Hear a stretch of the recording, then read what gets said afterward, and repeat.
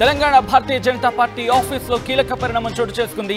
సొంత పార్టీ నేతలపై BJP MP కొండ విశ్వేశ్వరరెడ్డి వింత నిరసన వ్యక్తం చేశారు. బీజేపీ రాష్ట్ర సంస్థాగత ప్రధాన కార్యదర్శి చంద్రశేఖర్ తివారికి ఫుట్బాల్ గిఫ్ట్ ఇచ్చి నిరసన వ్యక్తం చేశారు. ఆయన ఈ నేపథ్యంలోని తనను ఫుట్బాల్ ఆడుకుంటున్నారంటూ కొండ అసంతృప్తి వ్యక్తం చేశారంటూ కూడా చర్చ జోరందుకుంది అంటే అర్థం చేసుకోవచ్చు.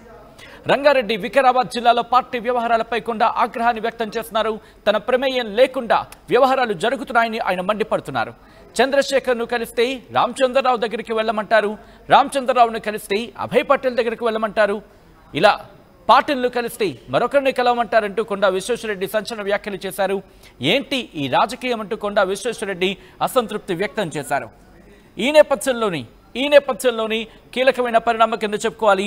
భారతీయ జనతా పార్టీకి సంబంధించి భారతీయ జనతా పార్టీలో కొండ విశ్వేశ్వరరెడ్డి ఇప్పుడు కీలకమైన వ్యాఖ్యలు చేసిన నేపథ్యం. ఇంకా చెప్పాలంటే ఒక కైండ్ ఆఫ్ నిరసన, ఒక వింత నిరసన వ్యక్తం చేశారు ఆయన.